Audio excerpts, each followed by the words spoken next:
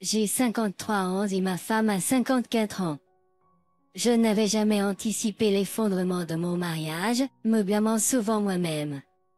Ma femme et moi avons partagé 18 ans de vie conjugale avant que la révélation choquante de son adultère ne soit révélée. La durée de sa trahison reste inconnue de moi. Inutile de le mentionner, cette découverte m'a laissé complètement le cœur brisé. Nous n'avons pas d'enfants, mon épouse ayant rencontré des défis de fertilité, ce qui nous a amenés à explorer des options comme la FIV, qui malheureusement n'a pas abouti.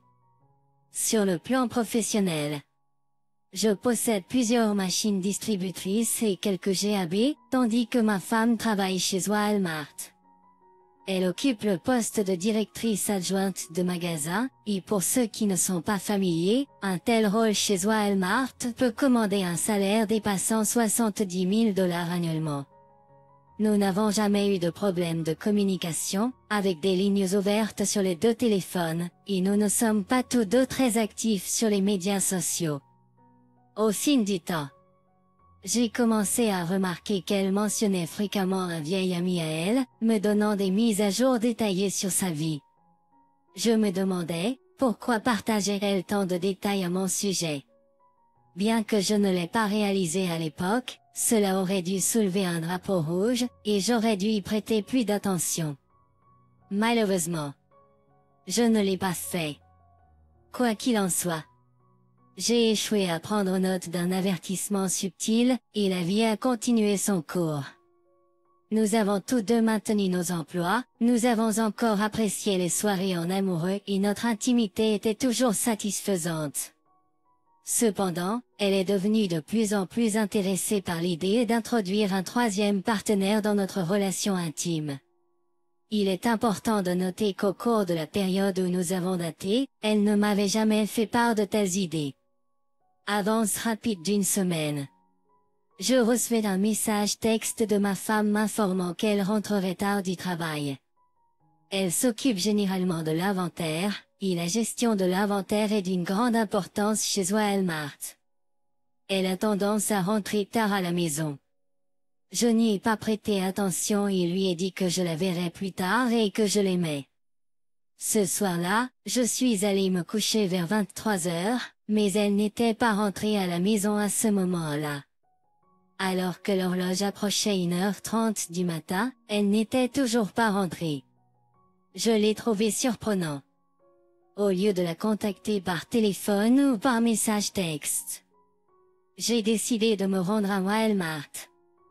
Le trajet jusqu'à Walmart dure environ 20 minutes. À mon arrivée à Walmart, je n'ai pas vu sa voiture. Je suis donc allé chercher autour de l'arrière du magasin. Comme je ne voyais pas sa voiture, j'ai pris un instant pour réfléchir, mais je ne me suis pas attardé longtemps. Finalement, je suis rentré à la maison. Il était un peu passé 2 heures du matin et elle n'avait passé aucun appel ni envoyé aucun message. Inquiet. J'ai essayé de la joindre par téléphone, mais elle n'a pas décroché. J'ai ensuite envoyé un message pour savoir où elle était et si elle allait bien. Il a fallu environ 20 minutes pour qu'elle me réponde, en disant qu'elle était chez un ami avec certains hommes.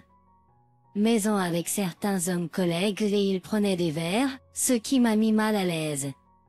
Je lui ai demandé pourquoi elle ne m'avait pas dit qu'elle allait chez quelqu'un. Elle a réagi négativement à ma question, et j'ai admis qu'il était insouciant de sa part de ne pas m'avoir tenu au courant de son lieu de séjour, en tant que femme mariée. La situation était sans précédent. Je l'ai confrontée en lui demandant si quelque chose se passait entre elle et l'un des gars, et elle a commencé à dire que j'essayais d'être contrôlant. Je lui ai assuré que mon intention n'était pas de contrôler mais plutôt de connaître la vérité. Elle a maintenu qu'il ne se passait rien d'inhabituel et a expliqué qu'elle était sortie socialiser avec ses collègues après s'être occupée de l'inventaire. Elle est rentrée chez elle vers 5 heures du matin, sentant fortement l'alcool. Malgré mes inquiétudes, j'ai choisi de ne rien dire. Je ne suis pas le genre de personne qui accuse sans preuve concrète. Je ne pouvais pas m'empêcher d'être laissé avec un sentiment de suspicion à propos des événements de cette nuit. Son comportement était entièrement hors de caractère, et je n'étais pas familier avec les gars avec qui elle était. Le lendemain, en sortant de la maison pour m'occuper de mes DAB et de mes machines distributrices, elle était encore endormie et je n'ai rien dit. J'avais un pressentiment que quelque chose n'allait pas. Cela m'a fait me demander si elle envisageait de chercher satisfaction au-delà de notre mariage, peut-être même plus. Tout au long de la journée, ma femme a continué à envoyer des SMS et à passer des coups de fil, mais je n'ai pas répondu. Je n'étais pas prêt à engager une conversation avec elle pour l'instant. Mes pensées étaient toujours accaparées par les événements de la nuit précédente. Plus tard dans la soirée, j'étais à la maison, et elle est entrée en s'excusant de ne pas avoir révélé où elle se trouvait. Elle a expliqué qu'elle avait trop vite bu, et je lui ai dit que ce n'était pas une décision judicieuse.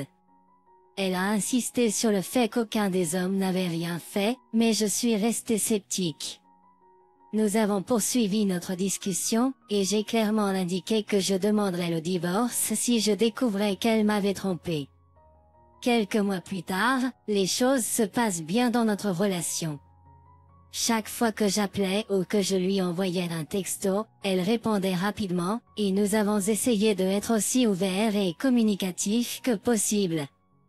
Plusieurs mois se sont écoulés, et j'ai commencé à observer un changement dans son comportement. Elle a commencé à poser son téléphone face contre tableau et il était maintenant protégé par un mot de passe. J'ai choisi de garder mes observations pour moi et d'attendre patiemment d'autres développements pour confirmer ou infirmer mes soupçons. Quelques semaines plus tard, en examinant notre facture de téléphone, j'ai repéré un numéro que je ne connaissais pas dans ses journaux d'appels et de SMS. Ce qui a attiré mon attention, c'est le volume considérable de communication, des milliers de SMS et d'appels, même pendant les heures tardives de la nuit. Ce qui a suscité encore plus de préoccupation, c'est qu'elle n'est pas rentrée à la maison jusqu'au matin suivant. À ce stade, j'ai commencé à enquêter. J'ai méticuleusement comparé mon carnet d'adresses téléphoniques, la liste de contacts avec la facture de téléphone, sans rien divulguer à ma femme. J'étais déterminé à découvrir la vérité par moi-même, en sachant qu'elle allait probablement nier toute allégation si je l'affrontais. Les semaines suivantes, j'ai entrepris un voyage d'investigation, explorant diverses sources d'informations. J'ai passé au crible les courriels stockés sur notre ordinateur et examiné d'anciens téléphones que nous avions, mais mes efforts sont restés vains. Étrangement, toutes les informations pertinentes semblaient être exclusivement contenues dans son smartphone, un appareil que je n'avais pas envie de violer. Finalement, j'ai résolu de chercher de l'aide professionnelle et d'engager les services d'un détective privé. Après lui avoir fourni le numéro de téléphone de ma femme et tous les détails pertinents, j'ai attendu. Nous avons eu une discussion approfondie sur les règlements de divorce en Caroline du Nord. Je lui ai même fourni une copie de ma facture de téléphone dans le cadre de la conversation. C'était un concept juridique dont je n'avais pas connaissance auparavant, mais j'ai vite appris qu'il s'agit d'une atteinte à l'affection, où une tierce partie est tenue responsable du déclin de votre relation. Environ une semaine plus tard, le détective privé m'a invité dans son bureau car il avait rassemblé des informations pour moi. Les informations qu'il m'a fournies m'ont absolument rendu furieux. Au départ, il m'a présenté des preuves de ma femme quittant son travail 1 à 2 heures avant la fin de son quart de travail. Je ne sais pas comment elle a fait ça. Et ensuite, rencontrer un homme non identifié à sa maison. Elle y restait jusqu'au moment de rentrer à la maison, ce qui coïncidait généralement avec son retour du travail. De plus, le détective privé a suivi mon conjoint jusqu'à cette résidence d'hommes 2 fois séparément, et un autre individu est arrivé à sa maison après l'arrivée de ma femme. Devinez qui a salué cet homme? Ma femme l'a fait, et elle l'a embrassé. Il va sans dire, c'était toute la preuve dont j'avais besoin. J'ai demandé au détective privé de compiler tout cela sur une clé USB pour moi, en exprimant ma gratitude pour son travail. Après avoir quitté son bureau, je suis immédiatement allé au avocat qui l'a recommandé, lui ai remis les informations cruciales et lui ai demandé d'engager les procédures de divorce sur le champ. Ce jour-là, mon épouse m'a informé par un texto qu'elle arriverait en retard au travail.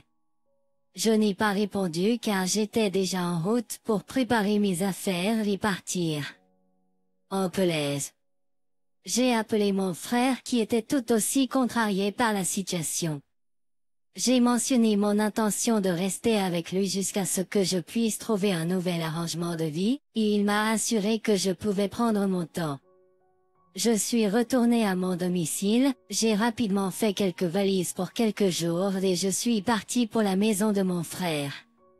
À mon arrivée à la maison de mon frère, je me suis senti à l'aise. Inopinément. Je n'ai pas reçu d'appels ou de messages de ma femme. Je supposais qu'elle me bombarderait de messages une fois qu'elle se rendrait compte que j'étais absent, mais il y avait une explication. Elle s'est retrouvée en prison après avoir été arrêtée pour un DUI, ce qui n'a fait que retarder l'inévitable. Cependant, elle a pu poster une caution avant de devoir assister au travail. Plus tard, elle a essayé de me contacter en laissant un message vocal dans lequel elle a exprimé son désir de parler. Malgré ses tentatives de me joindre par téléphone et par message texte, je n'ai jamais répondu. Plus tard le même jour, elle a reçu des papiers de divorce alors qu'elle était à Walmart. 2 mois se sont écoulés, et il était temps d'assister à l'audience de divorce. L'avocat de ma femme a tenté de sécuriser une pension alimentaire et de réclamer la maison et une part de mon entreprise. Mais lorsque mon avocat a présenté des preuves de son adultère, le juge a statué contre elle, refusant toute pension alimentaire ou propriété commerciale. Au lieu de cela, le juge a ordonné que nous vendions la maison. En avant rapide de 3 mois supplémentaires, et la maison a été vendue, ce qui a permis à mon ex-femme de recevoir environ 20 000 $ de l'équité. J'ai reçu un montant similaire de la vente de la maison. Vers ce moment-là, mon ex-femme a fait face à sa 2e arrestation pour conduite avec faculté affaiblie, entraînant une amende, des travaux d'intérêt général et une peine de prison suspendue de 2 mois. Nous avons parlé quelques fois après le divorce concernant la maison. Chaque fois qu'elle a tenté d'aborder le sujet de notre relation, j'ai immédiatement mis fin à la conversation en raccrochant le téléphone. De plus, mon détective privé a réussi à identifier le partenaire de mon ex-femme. Il s'est avéré être une personne divorcée qui possédait un restaurant dans les environs. Mon avocat et moi avons décidé de procéder avec une action en justice contre le partenaire de mon ex-femme pour détournement d'affection, et je suis actuellement en attente de la date du procès pour cette action en justice. À 53 ans. Je ne peux plus tolérer un tel comportement. J'ai 53 ans, et il y a juste tellement de bouleversements dans ma vie que je ne peux plus en supporter. Je la tenais autrefois en haute estime, ma ex-femme, et je supportais beaucoup d'elle, mais maintenant je suis dans une position bien meilleure émotionnellement et mentalement. Je vous remercie d'avoir écouté l'histoire jusqu'à la fin, et si vous l'aimez, s'il vous plaît soutenez-nous avec un like ainsi que vous abonner à notre chaîne. Écrivez dans les commentaires ce que vous pensez de l'histoire.